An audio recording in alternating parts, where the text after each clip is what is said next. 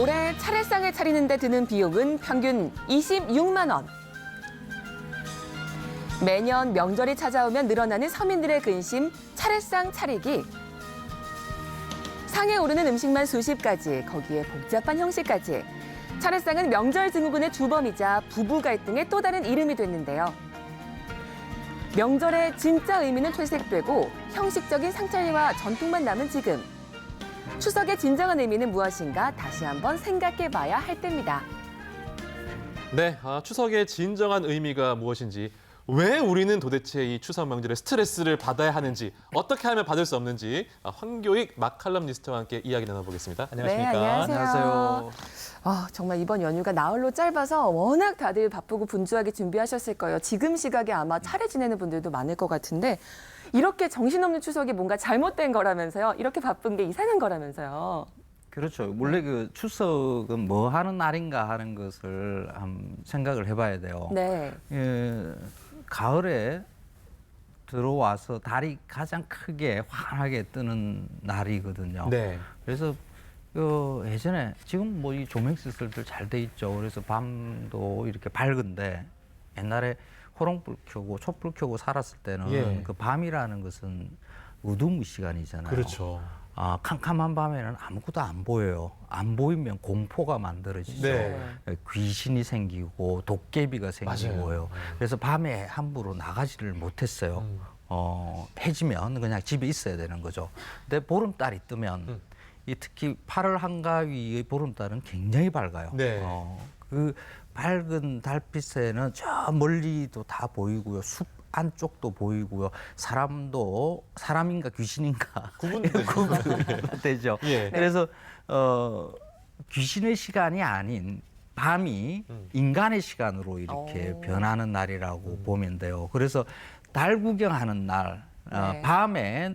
달밤에 놀 수 있는 날, 네. 이런 의미라고 보면 돼요. 네. 그래서 추석은 우리나라에만 있는 게 아니라 뭐 중국, 일본, 뭐 이런 베트남 이런 데도 다 있거든요. 네. 큰 달이 뜨는 날, 그냥 노는 날이에요. 뭐 차례상을 차려서 뭐 예. 조상한테 보이는 것 이것도 물론 있기는 하지만은 예. 이런 것에 너무 강조하다 보니까 유교식 예법을 너무 강조하다 보니까 예. 네. 놀아야 되는 날, 노는 날이라는 게 자꾸 의미가 이제 퇴색돼 가고 있는 그게 지금 문제죠. 그럼 추수감사절하고 추석하고는 관계가 있는 거 아닌가요? 관계 없어요. 관계 없는. 지금 올해도 아직 그 햅쌀 안 나오거든요. 예, 조금 예. 이르게 뭐 하우스 농사 짓는 분들이란 조생종, 극조생종이죠. 이런 것을 생산하시는 분들은 추수를 했을 수 있어요. 그런데 추석 시기와 우리의 쌀을 거두는 그 추수하고는 전혀 맞지가 않습니다. 안 맞는 것 같아요. 안 네. 맞아요. 그러니까 추수감사절이라는 말을 생각하게 된 것은 서양의 풍습이죠. 서양. 아하. 보통 한 11월 달 정도 하죠. 네. 어, 칠면조 먹는. 그렇죠. 한국 전쟁 이후에 미국 문화가 이렇게 들어오면서 네.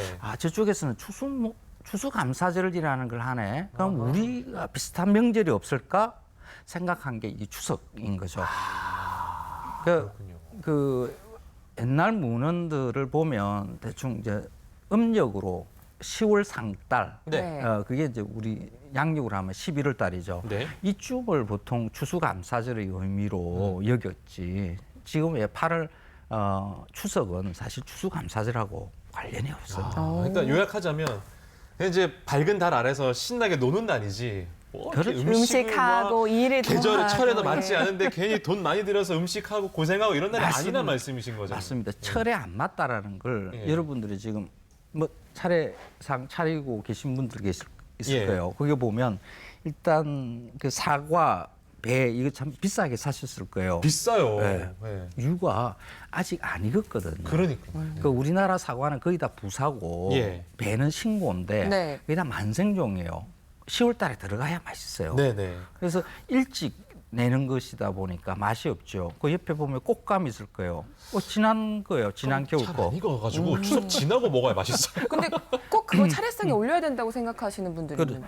그러니까 꼭 그런 것을 올려야 된다라고 생각한 것은 사실 우리의 그러니까 유교식의 예법으로 보자 그러면 전통이 아닌 거죠. 아 그래요? 뭐 조율이시, 뭐 예, 예. 홍동백서 이런 말들이 붙여가지고 이건 감 놓고 배 놓고 네. 뭐 이렇게 놓는다 이런 식으로 진술을 한다라는 것은 그런 거 없어요. 그렇군요. 없어요? 근데 예법 얘기하면서 오늘도 사실 검색어에 지금 추석 상차림 그 차례상 차리기가 올라와 있거든요. 이 유교 예법에도 이게 없다고 말씀하시는 거잖아요. 없어요. 그래서 저희가 성균관의 이야기를 들어봤습니다. 함께 보시죠. 성균관.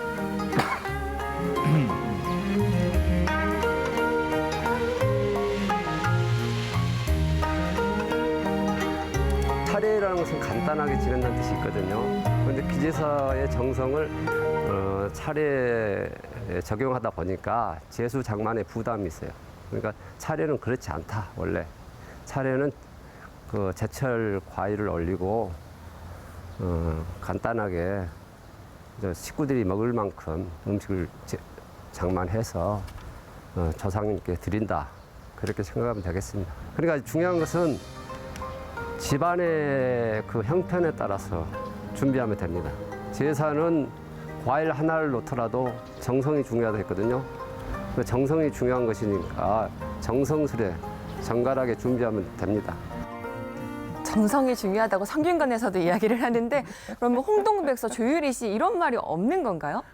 없습니다. 근래에 만들어진 말이라고 보면 돼요. 어. 그 이제 기제사의 경우에는 뭐 정성을 더 많이 들여서 음식을 많이 차리는 것으로 지금 이야기를 하시는데 사실 그것도 근거가 없습니다. 네. 성균관 의례를 담당하시니까 조금 성균관 측 입장에서의 발언이라고 저는 생각을 하고요.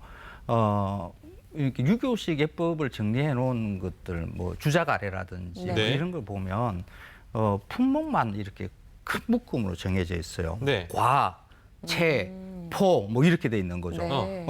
과일이잖아요. 예. 과일 그냥 아무거나 올리면 돼요. 어. 바나나 올려도 되고요. 키위 올려도 되고요. 예. 요즘 포도 맛있잖아요. 맛있죠. 포도 샤인머스켓.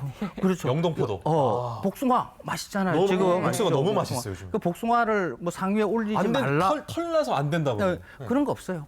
그런 거 유교 예법에 있잖아요. 없습니다. 뭐 김치, 자도 올려도 치자 들어가는 거 올리면 안 된다. 김치, 갈치 이런 거 안 된다. 이거 없는. 없습니다. 야. 그러니까 비늘 없는 생선 올리면 안 된다. 네. 이런 것은 그냥 민간에 전하는 이야기일 뿐이지. 아. 뭐 유교 예법에 네. 뭐 그렇게 있어요. 그 우리의 전통 예법이 아닌 거. 그러면은 그거 선생님 그거는 조유리시. 없어요. 이것도 없어요. 조유리시는 뭔가 사자성어 같잖아요. 아이고 홍동백서. 그러니까 이게 사자성어이잖아요. 예. 여기에 우리가 넘어간 거죠. 아. 그러니까 근래 이런 게 만들어지는 게 그러니까 구한 말에 갑자기 양반들이 많아져요. 네. 그러니까 조선 초기에 한 양반이 한 5% 10%였는데 조선 말에 되면 한 70% 돼요. 갑자기 다 양반이래.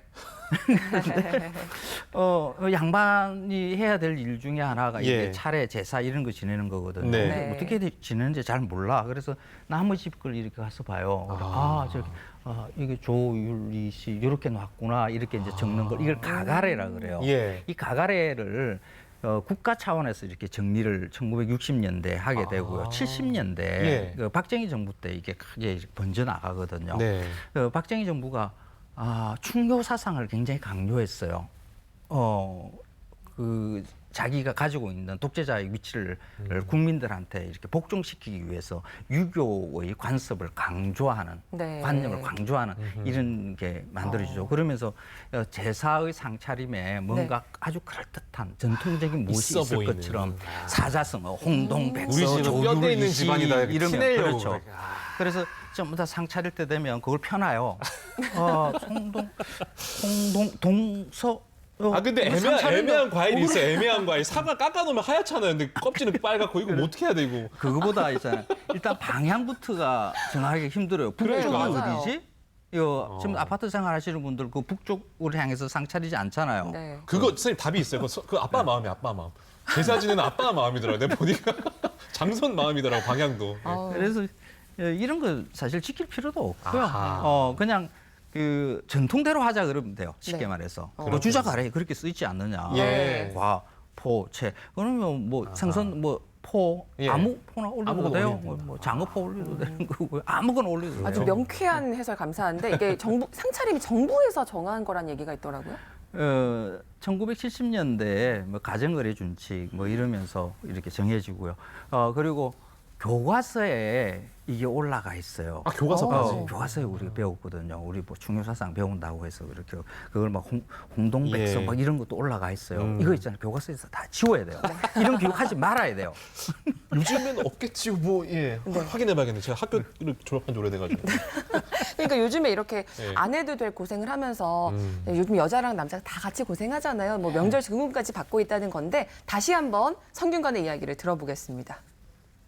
옛날 명가 종손 집안에서는 남자들이 제사 때 많이 참여했습니다. 본직도 사오고 직접 또 과일도 깎고 그러는 것처럼 특히 요즘 같은 산업화 시대에는 당연히 남자분들이 여자분들의 그 일을 많이 도와줘야 됩니다. 직접 천도 붙이고 적도 만들고 차례상 준비하는 데 있어서도 항상 일을 분담하고 남녀가 같이 그게 유교의 기본적인 도리라고 생각합니다. 자꾸 오해하셔가지고 유교를 오해하셔가지고 그 남녀평등을 저해한다고 생각하시는데 그렇지 않습니다. 예. 아이고. 아유, 오해가 전통대로라면 많았군요. 예. 남성들이 일을 해야 다 된다. 같이 해야 되죠, 선생님. 예. 같이 해야 된다가 예. 아니라 전통대로 하자 그러면 남자들이 다 해야 돼요. 아, 그래요? 그게 전통입니다. 어떻게 다 해, 그거를. 의뢰부장님이 그러니까 유교의 를 조금 이렇게 포장하기 현대에 맞게끔 포장하기 위해서 이제 저런 말씀을 하시는데 예. 그 유교라는 그 종교거든요. 네. 이 그 뭐 생활 관습이기도 하고 학문이기도 해요. 그런데 네. 종교적 성격이 있다라는 것은 분명해요. 그건 남성 중심 종교거든요. 남자들이 제례를 하는 네. 이렇게 집에서 하는 것을 가례라 그러고 네. 그러니까 그 여자들은 여기서 못 껴요. 그 남녀가 유별한 거거든요. 그래서 남자들이 다 상을 그러니까 음식을 다 마련하고요, 상을 차리고 그 음식을 나눠 먹고 하는 일을 갖다가 네. 다 주도를 한 거죠. 그래 전통대로 하자 그러면 남자가 하는 게 맞습니다. 네. 그렇군요. 예, 알겠습니다. 또 뭐 제사상은 그러면은 선생님 이 질문 짧게 여쭤볼게요. 피자, 치킨 올려도 됩니까? 다 올려도 되죠. 아메리카노 상관없는 거. 이게 차례를 올리는 것은 그러니까 유교식으로 그 조상한테 예의를 표하는 것을 이제 차례라 그런다 그러면 예. 뭐 그것도 이제 유교를 떼고 뭐 종교 부분을 뗍시다. 그러면 네네. 그거 괜찮아요. 네. 조상의 예를 갖다 표하겠다. 그러면 조상의 예를 표하는 방법 중에 하나가 돌아가신 분들이 제일 네. 좋아하는 음식 올리면 되는 거죠. 그렇죠. 네네. 그리고 그런 음식을 올려야만이 그 돌아가신 분들에 대한 제도에 대한 예의를 표할 수가 있어요. 그 음식을 놓고 그 돌아가신 조상에 대해서 우리 이야기를 하게 되죠. 할 말이 네. 있잖아요. 그렇죠. 그러니까. 아 우리 아버님이 말이야. 맞아, 그 맞아. 카스테라를 참 좋아하시잖아. 맞아, 뭐 맞아. 이런 이야기를 하게 돼요. 그러면 마칼럼 리스트시니까 추천하는 음식이 있다면 추석. 아니요 추천할 거 없죠. 좋아하는 음식 먹으면 되죠. 뭐. 그뭐 선호하시는 음식 있으세요 혹시 뭐 추석 때 이건 참 맛있더라 먹어보니까. 이거는 반드시 지켜야 되겠다 하는 것이 있어요. 제가 이제 이야기하는 것 중에 지금 뭐 전통 다 파괴하자는 거 아니야. 아니, 전통대로 하자는 뜻이거든요. 예. 전통의 음식 중에 꼭 지켜야 되는 것 중에 하나가 송편이죠. 아 송편.